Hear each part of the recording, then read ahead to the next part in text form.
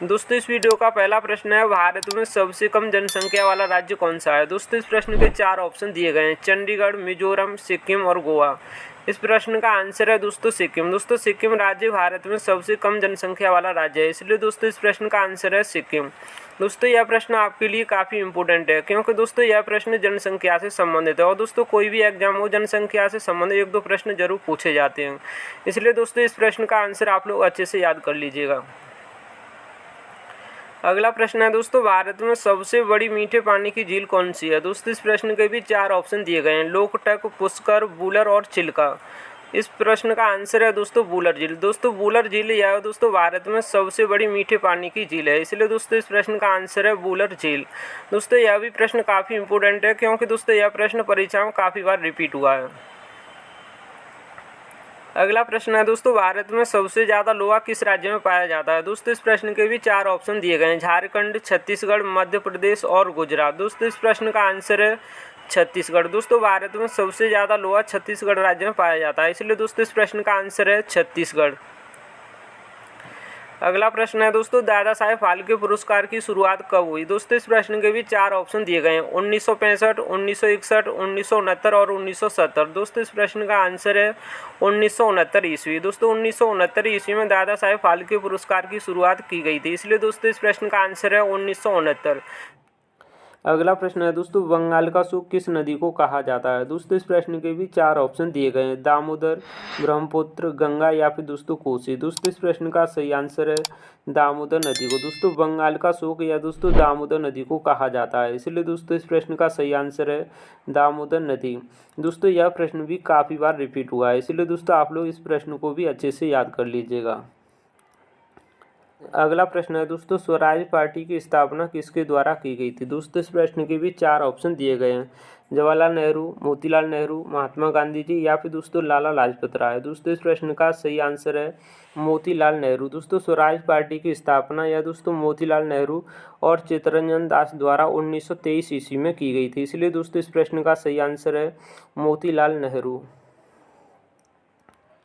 अगला प्रश्न है दोस्तों, गदर पार्टी के संस्थापक कौन थे। दोस्तों इस प्रश्न के भी 4 ऑप्शन दिए गए हैं, महात्मा गांधी जी, स्वामी विवेकानंद, जवाहरलाल नेहरू या फिर दोस्तों लाला हरदयाल। दोस्तों इस प्रश्न का सही आंसर है लाला हरदयाल। दोस्तों गदर पार्टी की स्थापना लाला हरदयाल द्वारा की गई थी, इसलिए दोस्तों इस प्रश्न का सही आंसर है लाला हरदयाल।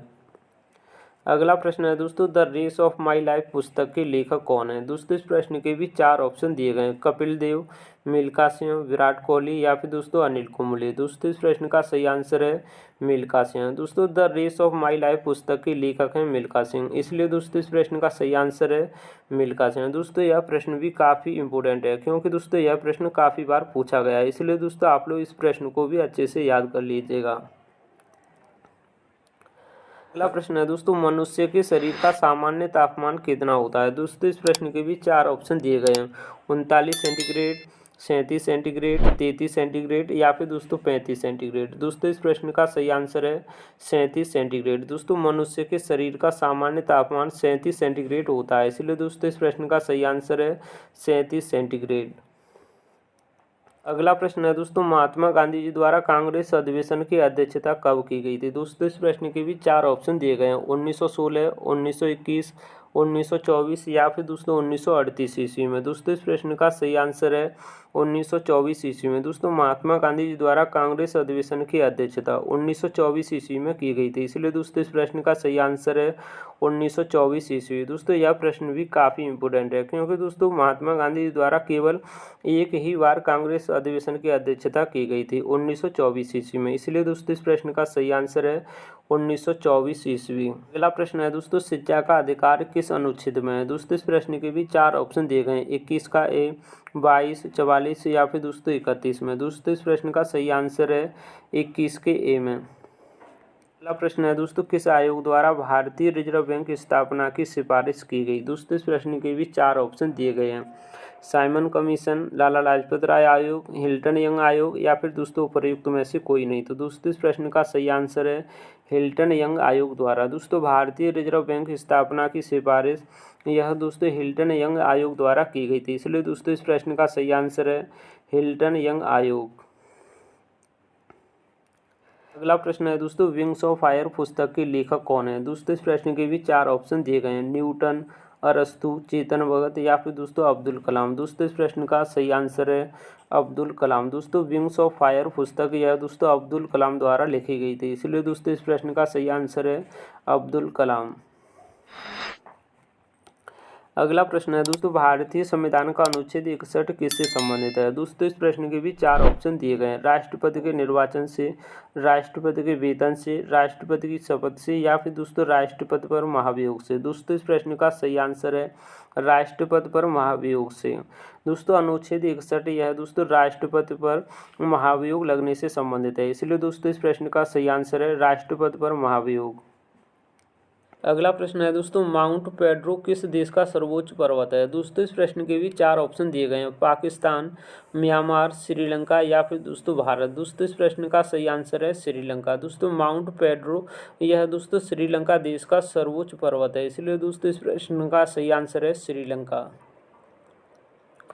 अगला प्रश्न है दोस्तों, पृथ्वी का ठोस भाग जिस पर हम रहते हैं उसे क्या कहा जाता है? दोस्तों इस प्रश्न के भी चार ऑप्शन दिए गए हैं, समताप मंडल, ओजोन मंडल, भूमंडल या फिर दोस्तों क्षोभ मंडल। दोस्तों इस प्रश्न का सही आंसर है भूमंडल। दोस्तों पृथ्वी का ठोस भाग जिस पर हम रहते हैं दोस्तों उसे भूमंडल कहा जाता है, इसलिए दोस्तों इस प्रश्न का सही आंसर है भूमंडल। अगला प्रश्न है दोस्तों, लॉयस पठार किस देश में है? दोस्तों इस प्रश्न के चार ऑप्शन दिए गए हैं, पाकिस्तान, नेपाल, भूटान या फिर चीन। दोस्तों इस प्रश्न का सही आंसर है चीन।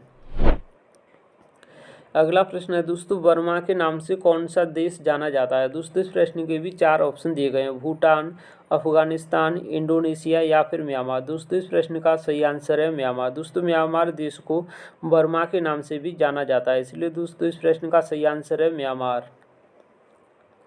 अगला प्रश्न है दोस्तों, तरंग कटाव से बनने वाली भूमि को क्या कहा जाता है? दोस्तों इस प्रश्न के भी चार ऑप्शन दिए गए हैं, पहाड़, दर्रा, द्वीप या फिर गुफा। दोस्तों इस प्रश्न का सही आंसर है गुफा। दोस्तों तरंग कटाव से बनने वाली भूमि को गुफा कहा जाता है, इसलिए दोस्तों इस प्रश्न का सही आंसर है गुफा। अगला प्रश्न है दोस्तों, एंजल जलप्रपात किस नदी पर स्थित है? दोस्तों इस प्रश्न के भी चार ऑप्शन दिए गए हैं, कांगो नदी, कैरू नदी, ब्रह्मपुत्र नदी या फिर दोस्तों महानदी। दोस्तों इस प्रश्न का सही आंसर है कैरू नदी। दोस्तों एंजल जलप्रपात यह दोस्तों कैरू नदी पर स्थित है, इसलिए दोस्तों इस प्रश्न का सही आंसर है कैरू नदी।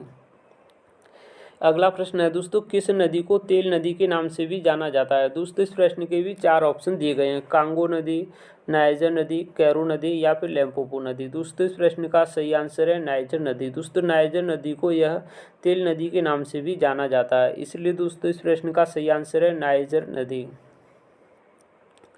अगला प्रश्न है दोस्तों, पाकिस्तान की सबसे लंबी नदी कौन सी है? दोस्तों इस प्रश्न के भी चार ऑप्शन दिए गए हैं, गंगा नदी, सिंधु नदी, सतलज नदी या फिर झेलम नदी। दोस्तों इस प्रश्न का सही आंसर है सिंधु नदी। दोस्तों सिंधु नदी यह पाकिस्तान की सबसे लंबी नदी है, इसलिए दोस्तों इस प्रश्न का सही आंसर है सिंधु नदी।